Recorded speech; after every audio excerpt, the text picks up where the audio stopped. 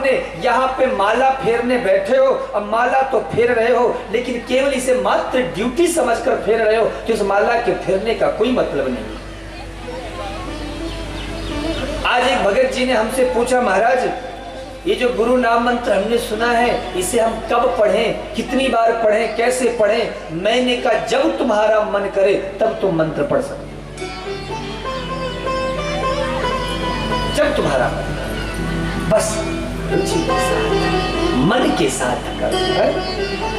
मन एव मनुष्याणाम कारणम बंध मोक्षणात्।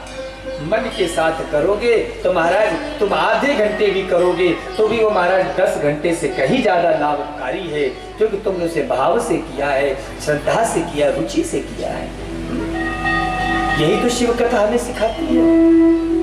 इसलिए निरंतर जीवन में समर्पण होना चाहिए। कल आप सबने शिव महापुराण की कथा में सुना कि कैसे माता सती पति की आज्ञा के बगैर गई दक्ष प्रजापति के यज्ञ में, और पति का अपमान हुआ वहां पे, तो महाराज तुरंत दक्ष प्रजापति के सामने ही यज्ञ कुंड में अपने तन की, अपने शरीर की आहुति दे दी।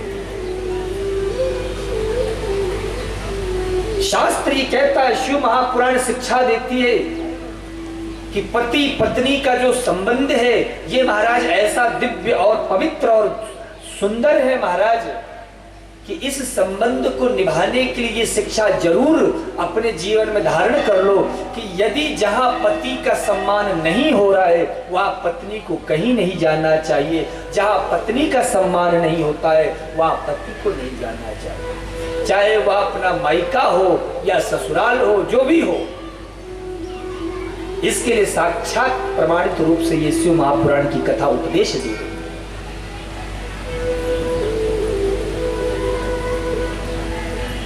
जब महाराज माता सती ने शरीर को अपने इस अग्नि कुंड में, यज्ञ कुंड में भस्म किया, तो उसके पश्चात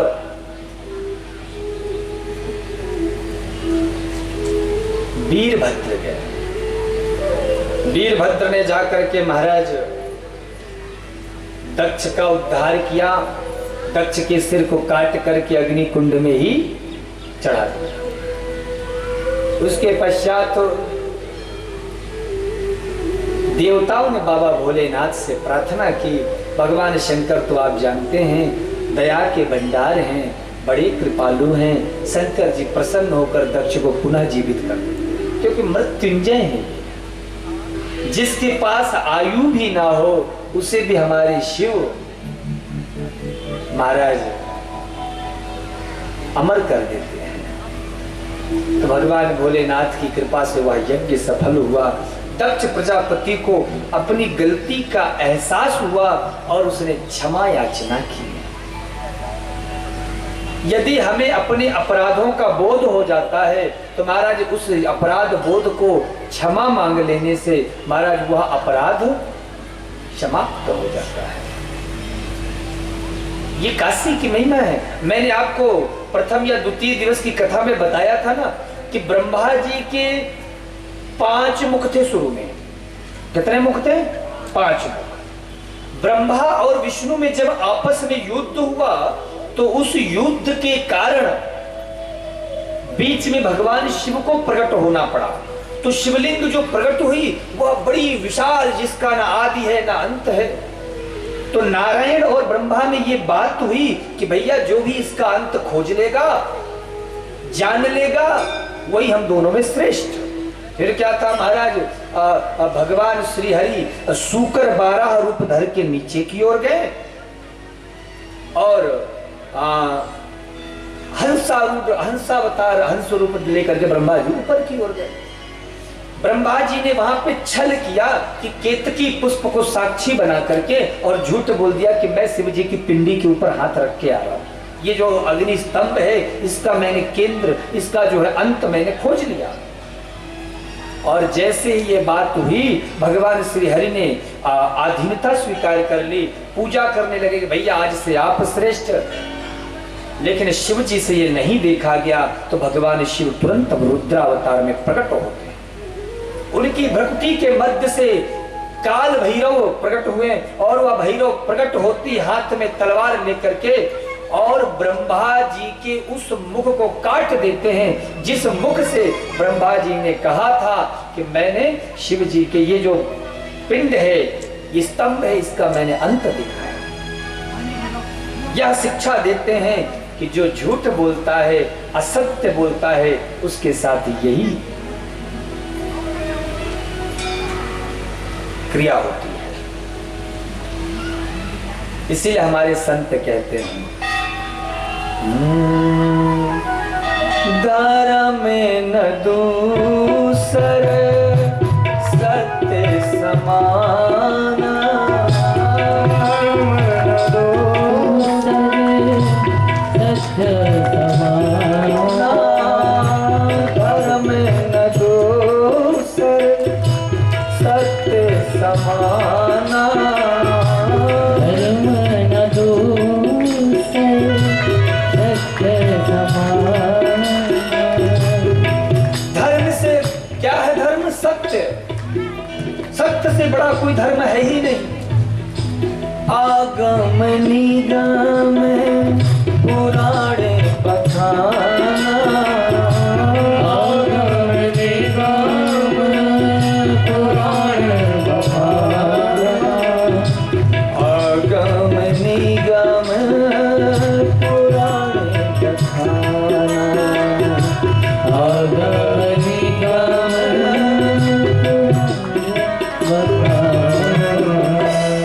तो सत्य से बड़ा कोई धर्म नहीं होता है।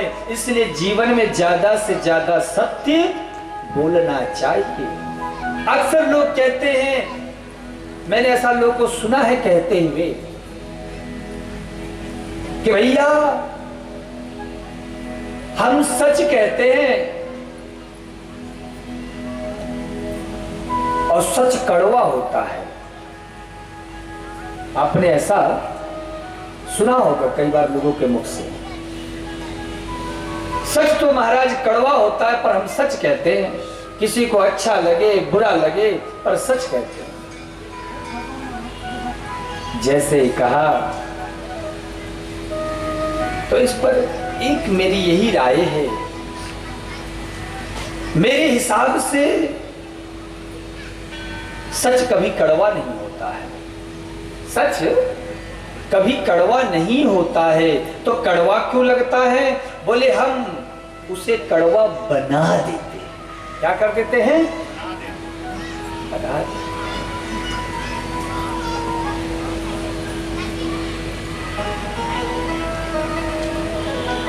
कैसे? बोले अहंकार के विष को घोल करके। मैं ये कहना चाहता हूं, आप क्या बोल रहे हो ये महत्वपूर्ण नहीं है, पर आप कैसे बोल रहे हो, आप कहां से बोल रहे हो ये महत्वपूर्ण है। आप कैसे बोल रहे हो, किस प्रकार से बोल रहे हो ये महत्वपूर्ण है।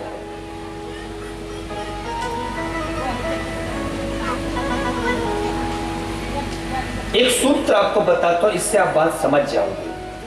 एक कहीं ऐसी शिव पुराण की कथा हो रही थी, जैसे अपने उमरेठ में चल रही ना, ऐसी कहीं कथा। एक यजमान जी थे तो करा रहे थे, तो अचानक बढ़िया कोई व्यास जी मिल गए तो बोले महाराज 2-3 दिन बाद से कथा शुरू करा दो, क्योंकि महाराज बुरे विचार आए तो कल पे छोड़ो, लेकिन अच्छे विचार आए तो तुरंत कर देना चाहिए। तो श्री व्यास नारायण भगवान कहते हैं, श्री सूत जी महाराज ने ऐसा वर्णन किया है।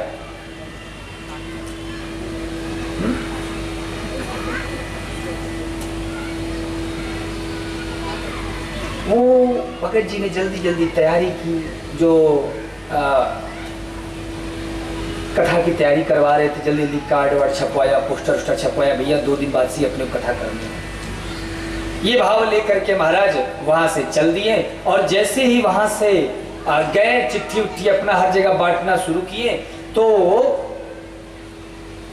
एक पुराना बचपन का मित्र था, उसके पास पहुंचे और उसके पास पहुंच करके और कार्ड वार्ड दिया, बोले यार परसों से कथा है शिव पुराण की, आना है। अब वो जो मित्र था, बचपन का मित्र था, बड़े दिनों बाद आया था, तो अरे यार इतने दिनों बाद आया है, कम से कम चाय नाश्ता तो करके जाओ। उसने कहा साहब 2 दिन बाद से कथा है, टाइम नहीं है, बहुत जगह जाना, फिर कभी आऊंगा, नाश्ता वास्ता करूंगा। बोले नहीं नहीं, इतनी दूर से आया, कम से कम चाय नहीं तो बगल में गर्मा गर्म जलेबी बन रही, कम से कम जलेबी तो खा के जाओ। बोले चलिए ठीक है जलेबी, ठीक है जलेबी खा लेंगे। तुरंत उसने, उस गृह स्वामी ने अपने बच्चों को बुलाया, 20 की नोट पकड़े और कहा सुनो जाओ दुकान से गर्मा गर्म जलेबी लेकर के आ जाओ। बालक जाने लगा, फिर पकड़ लिया, सुनो गर्म जलेबी का मतलब समझ रहे हो ना? बोले हाँ समझता हूँ। लड़का ऐसा कहकर चला गया। अब वो हलवाई जलेबी बना रहा था। जलेबी तो जानते हो ना कैसे बनाते हैं, तो बढ़िया जलेबी गर्मा गर्म कढ़ाई पे बना रहा था वो। अब जैसे ही वह तेल से जलेबी को निकाल के और शक्कर की चाशनी में डुबोने लग गया, कितने में उस बालक ने हाथ पकड़ लिया उस हलवाई का। ये क्या कर रहे हो? पिताजी ने कहा था कि गरम गरम जलेबी लेके आना है, अरे तुम क्या करने जा रहे हो? अब ये बताओ, अगर उस जलेबी को शक्कर की, गुड़ की चाशनी में डुबोई नहीं जाएगी तो क्या उसमें मिठास आएगी? क्या उसमें स्वाद कब आएगा? जब वह शक्कर की चाशनी में जाएगी। इसी प्रकार से हम जो भी बोलते हैं उसमें यदि प्रेम का, माधुर्य का चाशनी लगा करके और फिर उस सत्य को परोसा जाए तो बोलो वो सत्य क्या कष्टकारी होगा? क्या वो सत्य कड़वा लगेगा? नहीं लगेगा। प्रिय भक्तों, हम अहंकार के विषय में कभी देखा है साहब? हमने किया है, सब हमारा ही है, हम ऐसा कई बार कर चुके हैं। तो महाराज ये है अहंकार के विषय में बोल करके और फिर शब्द को बोल। तो आप क्या बोल रहे हो ये महत्वपूर्ण नहीं है, पर आप किस प्रकार से बोल रहे हो ये महत्वपूर्ण है। सत्यम ब्रूयात प्रियम ब्रूयात न ब्रूयात सत्यम प्रियम। सत्य बोलो पर प्रिय सत्य बोलो। ऐसा सत्य कभी नहीं बोलना चाहिए जो किसी को पीड़ा दे, जो किसी को कष्ट दे। ऐसा सत्य नहीं बोलना चाहिए, प्रिय सत्य बोलो। तो महाराज ब्रह्मा जी ने असत्य भाषण किया, झूठ बोला तो भैरव ने गर्दन काट दी। और जैसी ब्रह्मा जी की गर्दन काटी तो भैरव को ब्रह्म हत्या का दोष लग गया। अब जब भैरव को ब्रह्म हत्या का दोष लगा तो ब्रह्मा जी का जो सिर था वो भैरव के हाथ से चिपक गया। भैरव ने पूरे हर जगह यात्रा की, सब जगह गए, लेकिन महाराज वो ब्रह्मा जी के हाथ, ब्रह्मा जी का जो सिर है वह, वो जो ब्रह्म हत्या का दोष है, वो ब्रह्म हत्या का दोष भैरव के पीछे लगा रहा है। भैरव भी अपनी मस्ती में रहे कि चल भाई, इतने भूत प्रेत अपने साथ रहते, चल तू भी साथ में रह ले। तो जगह जगह जाते हैं, शिव की आराधना करते हैं, शिव का भजन गाते हैं और यहां वहां टहलते रहते। अंत में महाराज यात्रा करते करते भैरव काशी पहुंच गए। और ऐसी कथा आती है कि जहां से काशी की सीमा प्रारंभ होती है, वो सीमा के प्रारंभ होते ही और जैसी काशी की धरा पर सीमा के अंतर्गत भैरव ने पैर रखा कि ब्रह्म हत्या का दोष काल भैरव से दूर हो गया। बोलो विश्वनाथ भगवान की। ऐसे दिव्य काशी की महिमा श्री सूत जी महाराज कहते हैं। ऐसी दिव्य काशी है, मुक्ति दानी न गर्जती। यदि आपको मोक्ष चाहिए महाराज तो लोग मोक्ष के लिए काशी जाते हैं। यहाँ तक कि आप जाएंगे ना काशी में, घाट के किनारे, तो वहां 24 घंटे आपको मुर्दे जलते हुए दिखेंगे। मैंने काशी में कथा की थी महाराज, आज से 8-10 साल पहले बनारस में। मैदा गिन करके, वो शायद स्थान का नाम है, कोई कॉलोनी या मोहल्ला है, तो वहां कथा की थी बनारस में। तो मैं देखता था महाराज, प्रातः काल से भीड़ लगी रहती थी, लोग मुर्दों को ले लेकर के आ रहे हैं, कोई ट्रैक्टर से ला रहा है, कोई गाड़ी से ला रहा है, कोई कंधे से ला रहा है। दिन भर महाराज लोगों के प्राण कहीं भी छूटे, लेकिन आसपास के जो भी वहां के जैसी मान्य लोगों की मान्यता, सब लोग वहां जाकर के काशी में ही शरीर की आहुति देते हैं, चिता जलाते हैं, वही स्मशान घाट में ही मुक्ति मिलती। क्यों? क्योंकि जो भी काशी में प्राण छोड़ता है, शिव पुराण कहती है, उनको भगवान शिव अपने शिव लोक को प्रदान कर देते हैं, तो भगवान शिव का हो जाता है। हरि का भजय सो हरि का होई, तो महाराज ऐसी दिव्य महिमा है। इसीलिए निरंतर शिव का गान करते रहो, शिव का भजन करते रहो। अगर तुम सही जगह पे प्रभु का, परमात्मा का चिंतन करते रहोगे, तो संसार के बंधन ऑटोमेटिक छूट जाएंगे। अगर आप सोचो कि भैया संसार के बंधन से जुड़ करके और संसार के विकारों से भर करके और हम परमात्मा से जुड़े, तो यह असंभव है, वह व्यक्ति टिक ही नहीं सकता। अरे भाई, आप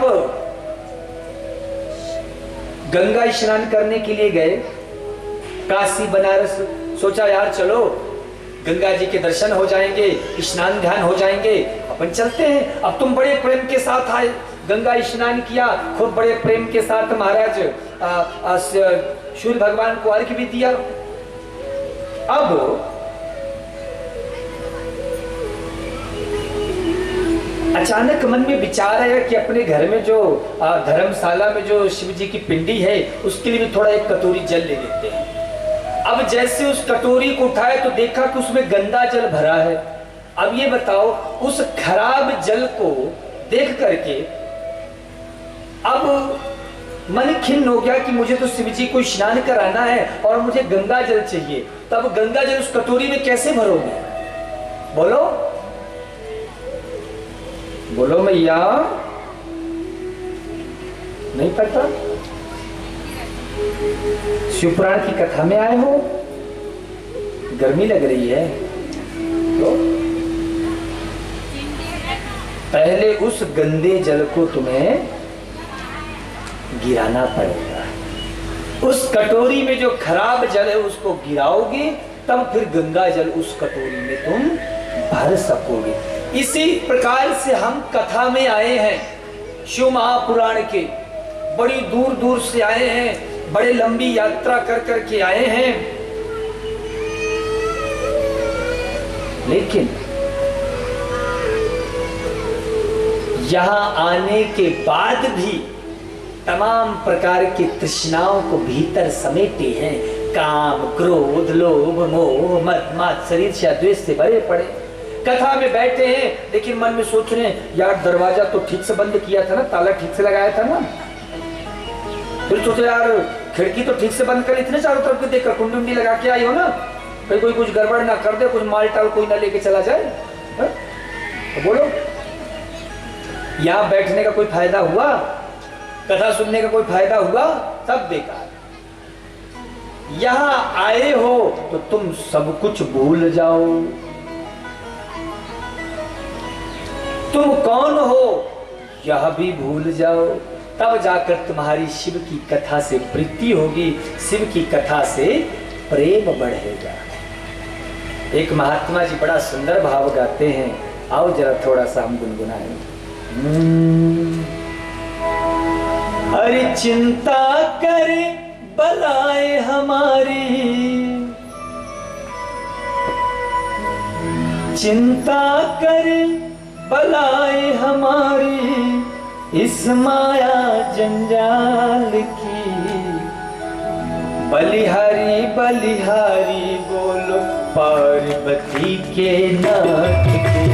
बलिहारी बलिहारी बोलो पार्वती के नाथ की। हरि बलिहारी बलिहारी बोलो पार्वती के नाथ की।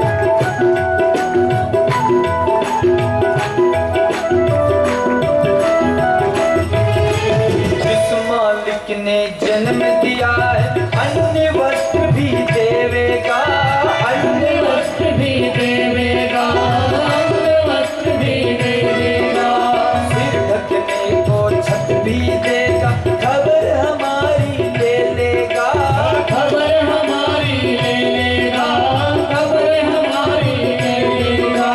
भजन करो निर्भय हो करके हो, भजन करो बलिहारी बलिहारी हो पार्वती के नाथ, बलिहारी बलिहारी बोलो पार्वती के नाथ की। हर चिंता करे बनाए हमारी, चिंता करे बनाए हमारी, चिंता करे ओ चिंता करे बनाए हमारी। इस माया जंजाल की बलिहारी बलिहारी आओ बलिहारी बलिहारी बोलो पार्वती के नाथ की।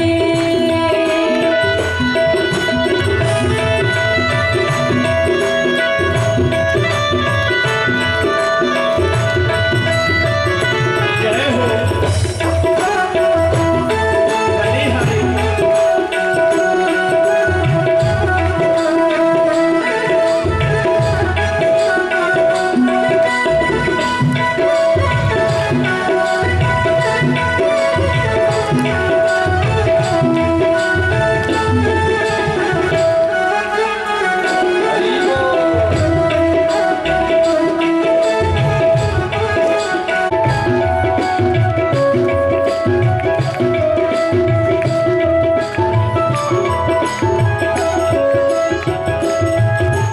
होगा भाग्य से मिलेगा चाहे घर में हो बाहर हो, चाहे घर में हो बाहर हो, चाहे घर में हो बाहर हो। भाग्य बिना कोई भोग न पावे, पीली हो या नाहर हो, पीली हो या नाहर हो, पीली हो या नाहर हो। शांत रहो हर हाल में तुम,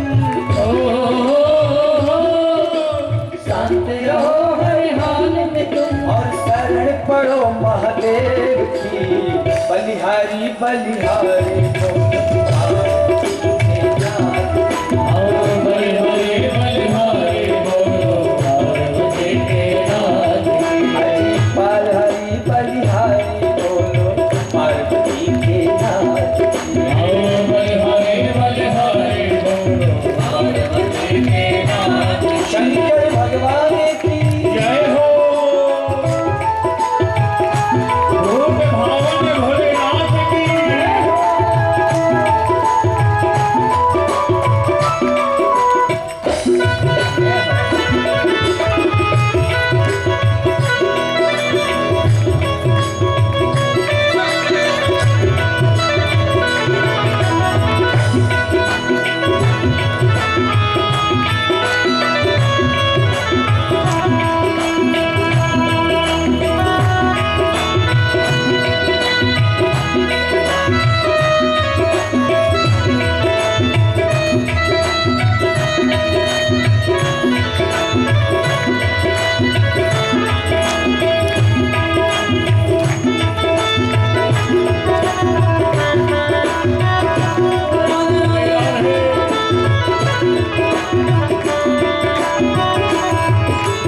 भिक्षु यदि कहे इस काया ममता का परित्याग करो, ममता का परित्याग करो, ममता का परित्याग करो।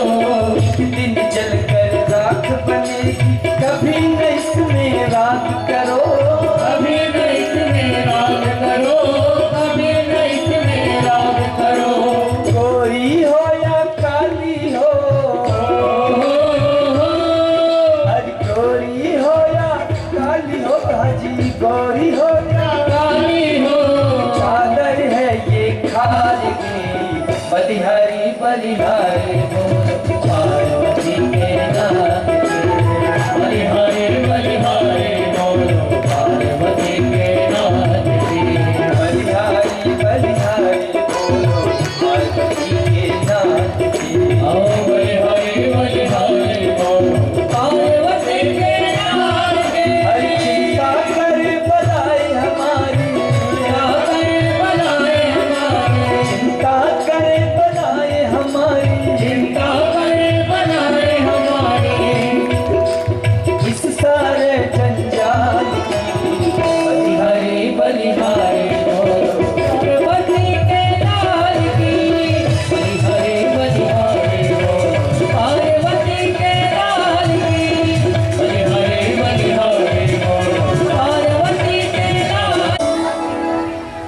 उमापति महादेव की जय हो। तो महाराज, जब तुमने एक बार भगवान शिव को अपना सर्वस्व मान लिया तो फिर क्या चिंता करना। शिव का भजन करोगे महाराज तो मैं इतना जरूर जानता हूं कि मेरा विश्वनाथ तुम्हें निराश नहीं करेगा। मेरा शंकर तुम्हें निराश नहीं होने देगा। एन केन प्रकारेण तुम्हें अपना बना लेगा। क्यों? क्योंकि वह शिव ऐसा है कि वह अपने भक्तों के लिए अपना सब कुछ सर्वस्व दे देता है। खुद के पास कुछ नहीं रखा आज तक। मेरे शंकर के पास कुछ है, सारे संसार को बना करके मालिक बना दिया ब्रह्मा जी को। सोचा उसके बाद भी ये ना कहीं हो जाए कि सारे संसार को मैं चला रहा हूं, तो उसकी भी जिम्मेदारी दे दी विष्णु भगवान को। लो तुम क्या करोगे बाबा? बोले हमें कुछ नहीं चाहिए, हम तो अपना फक्कड़ों की तरह घूमते रहेंगे। अरे धन धन भोलेनाथ, तुम्हारी कौड़ी नहीं खजाने में। तीन लोक बस्ती में बसाए, आप बसे वीराने में। ब्रह्मा जी को ब्रह्मलोक, नारायण को बैकुंठ और स्वयं महाराज गुफाओं कंदराओं का आश्रय दे रहे हैं। तो कितना महाराज शिव की कृपा ऐसी है कि जिसने शिव का भजन किया है उसे शिव ने कहां से कहां पहुंचाया है। जिसे विधाता ने ना दिया कुछ, जिसे ब्रह्मा जी ने भी कुछ लिख करके जिसके जीवन में नहीं दिया, जिसे विधाता ने ना दिया कुछ, उसे ताज पहना दिया इस नादिया सवार।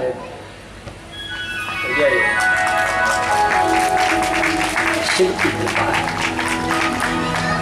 इसलिए निरंतर बाबा तुलसीदास जी लिखते हैं ना, पाइए न केहि गति पतित पावन, राम भजे सुनु सठ मना। इस संसार में ऐसा कौन है जिसने भजन किया हो शिव का, राम का, और उसे सदगति ना मिली हो। इसलिए भजन करो जितना हो। क्यों? मैं ये नहीं कह रहा हूं कि आप तप करो, आप फलाना ये करो ये करो, भजन। क्योंकि दुनिया में सबसे सरल साधन है तो भजन। ज्ञानी बनने में कठिनाई है, बैरागी बनने में कठिनाई है, सन्यासी बनने में कठिनाई है, साधु बनने में कठिनाई है, पर भक्त बनने में कोई कठिनाई नहीं है।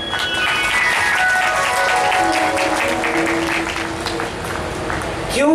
क्योंकि देखो महाराज, आप ज्ञानी भी हो गए तो भी आपके अंदर अभिमान का जन्म हो सकता है।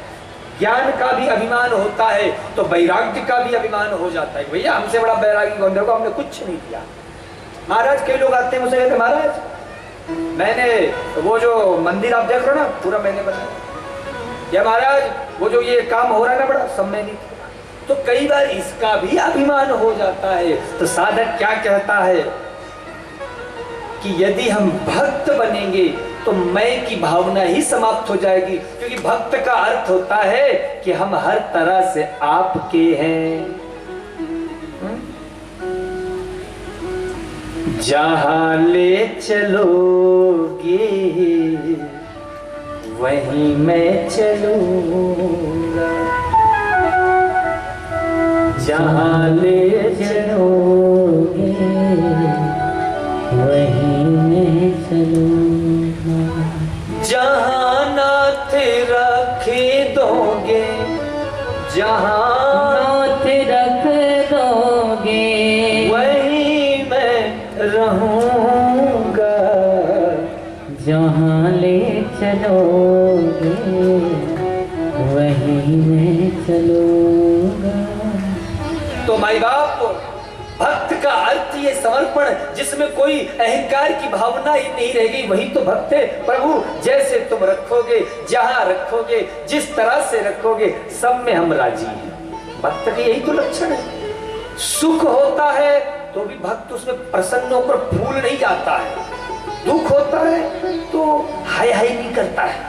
संसारी लोग होते हैं, जरा से कष्ट आ जाता है हाय हाय करना शुरू कर देते हैं। हाँ?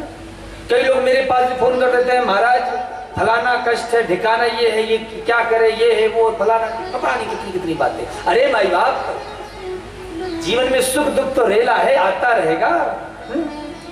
दुख में तड़पो मते, सुख में फूलो मते, प्राण जाए मगर नाम बोलो मते। तो जो भक्त होता है उसको सुख और दुख की गति, सुख और दुख का प्रभाव उसे प्रभावित नहीं कर सकता है, वो सब में मस्त रहता है। इसलिए भक्त बन करके भजन करना ये महाराज महात्मा बनने से कहीं ज्यादा अच्छा है, साधु बनने से कहीं ज्यादा अच्छा है। कुछ नहीं करना भैया, हम जैसे भी हैं बस आपके हैं, बस बाबा फिर सब भूल जाता है। बस फिर शंकर आते हैं और अपना बना लेते हैं।